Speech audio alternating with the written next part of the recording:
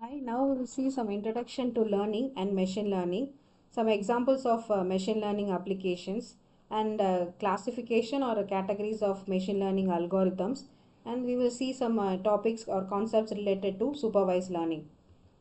So what is the learning? Basically, it is, if you see, refer the dictionary, they will say it is an acquisition of knowledge or skills, either learnt from study or by experience or being taught.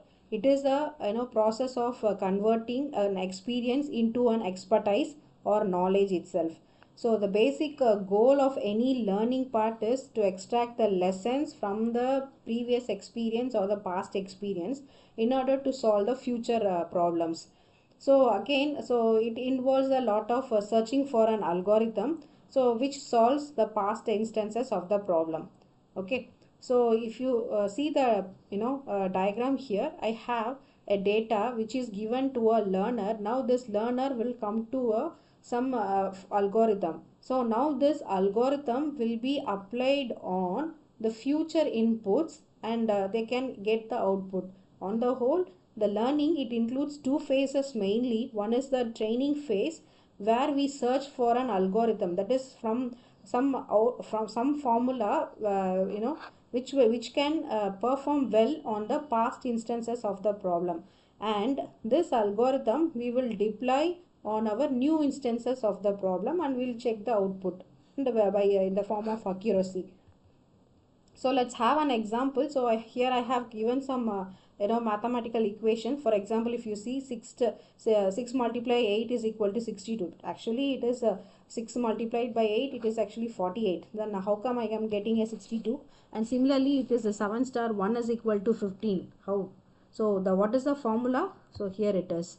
So the formula is, it is the first component multiplied by the second component, it is equivalent to, this is the formula we are going to use, that is the first component plus the second component plus the multiplication of first and second. So that will give you the the question. So for example, if I have 7 star 1, so 7 plus 1, it is 8 plus 7, that is 7 xy. So 7 plus 1 plus 7, so it will give you 15. Similarly, 5 star 2 is equal to 17, that is 5 plus 2, it is 7 plus 10, so it is 17. So like this I will come to a conclusion, our brain will do some computation, it will come with some formula.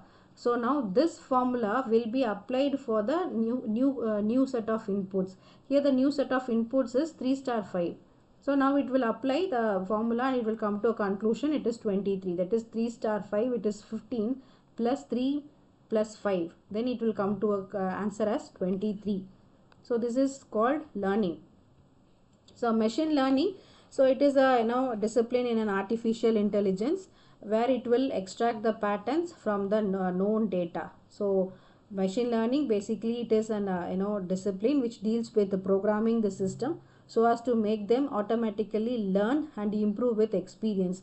Again, if the data is very small, then it will learn the informations automatically. But if you have a complex data, then it needs help of an algorithm. So it is very difficult to consider all the decision based on all the possible inputs. If it is a very smaller inputs, then the decision is very easy. Suppose the inputs are heavy, then definitely it has to solve this problem, and algorithms are developed, okay, based on this inputs, so that it can it can use the knowledge and past experience, and it can apply the remaining fields of artificial intelligence like statistics, probability, logic, mathematical optimization, etc., to in order to provide the better answer. So on the whole, machine learning, so it involves programming computers so that they can learn from the available inputs. The main purpose of ML is to explore and construct the algorithms, so which can learn from the previous data. That is very important, and it can make the predictions on the new input data. So the machine learning, it is broadly classified into three categories. One is supervised learning, unsupervised learning, and semi-supervised learning. So in let's focus more on supervised learning. So supervised learning, data comes with some descriptions or labels or targets or desired outputs, and the objective is to find a general rule that maps the input to output. So this kind of learning we call it as a labeled data. So here if you see the picture, I have a collection of images, right? So I will call it as an input, and I will be giving the description of the images here also. These are apples. So that is the description or annotations I will be providing along with the images, now which is given to the model. Okay, so the model will come to a conclusion whenever it sees a whenever the images with such color and such shape, then it will say that it is apple. So now I'm testing it with a one image, again new image. Now it is saying it is an apple. Okay, so this is called supervised learning. So the aim of the supervised learning algorithm, we have to find a function, right, which is mapping that input variable with the output variable, that is capital Y, which is equal to f of x. So output variable is achieved if I have some mapping functions for the input variable. Okay, and again I'm giving a second example, like I want to differentiate the different types of shape. The types of shapes are square, rectangle, triangle and polygon, and we know that if a shape has 4 sides and all of them are equal, then we can label it as a square. And if the given shape has 3 sides, then we call it as a triangle. And if the shape has 6 equal sides, then we call it as a hexagon. Correct. So now after training, now we test our model using the test set, and the task of the model is to identify the shape. Now the machine is already trained on all type of the shapes, isn't it? And it finds a new shape. Now it classifies the shape on the number of sides, and it will start predicting the output. So how it is being done? So it will first determine the type of training data set, and it will collect all the labeled information. Now it will split the training data set into 3 forms. One is training data set, test data set and validation data set. So now it will start looking at the inputs. It will start looking especially the features of the inputs, and then it will check whether it has a sufficient knowledge so that the model can accurately predict the output. Now it will start taking the suitable algorithm for that particular situation. So the algorithm may be a support vector machine, decision tree, etc. So now it will execute the algorithm on the training set, and sometimes in order to control the parameters, it will start start using that validation set also. So once the model is trained, now it will start applying in the test data. So then it will come to a it will evaluate the accuracy by providing the test set. If the model predicts the correct output, so it means our model is accurate. So there are 2 types of supervised learning. One is classification and other one is regression. So classification, basically it is like true or false, or it will give you a categorization. Whereas the regression, so it is going to predict a continuous numerical outcome based on the input feature. For example, price, age, etc. So there won't be a true or false type of answers here. Instead you will get one particular answer, and such type we call it as a regression. If you see an example here, so classification, will it be hot or cold tomorrow? So if it is hot, then I say okay, yes, it is hot.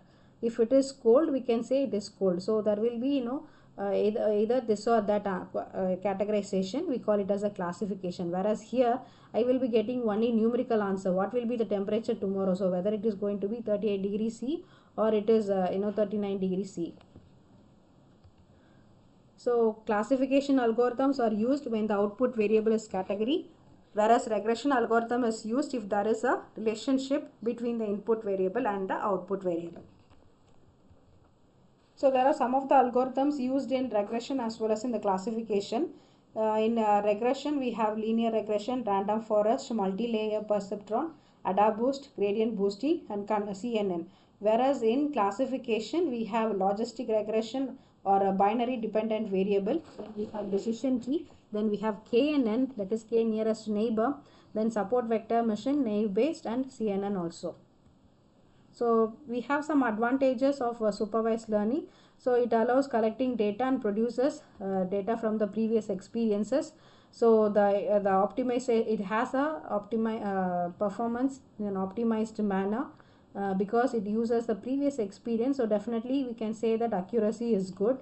Okay, and then it can solve as many real time computation problems. If the problem comes with annotation, then we can apply the supervised learning, and then we can have a complete control over choosing the number of classes, whether you want to use one variable or two variables or multi variables. So that options we can use it in the supervised learning.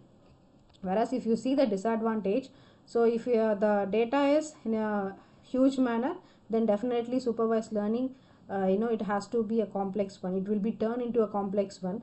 And training also, training the data will takes a lot of time. So computation time is more in case of supervised learning, right? And it requires the, and again it requires a labeled data set, and then it needs a training process. So these are some of the disadvantages of supervised learning. So let's see some applications like of supervised learning. The first application is spam filtering. So spam, these are the mails which we receive it in our inbox, and we have this spam filtering feature in our mail, which segregates the spam mails into that folder. And similarly, image classification. So supervised learning helps us to classify the images into different categories, like whether the image is an animal or some scene, or it is like an object, etc. Then medical diagnosis, important, the supervised learning plays an important role in medical diagnosis, because it analyzes the patient data, right? And then it helps us to identify the pattern, right? Based on the patient history, it will suggest the specific disease or condition. And fraud detection is also possible using your supervised learning. And natural language processing, so the supervised learning plays a crucial role in NLP, includes sentiment analysis, machine translation, and text summarization, enable the machines to understand and process the human language effectively. So with this I will stop. Thank you.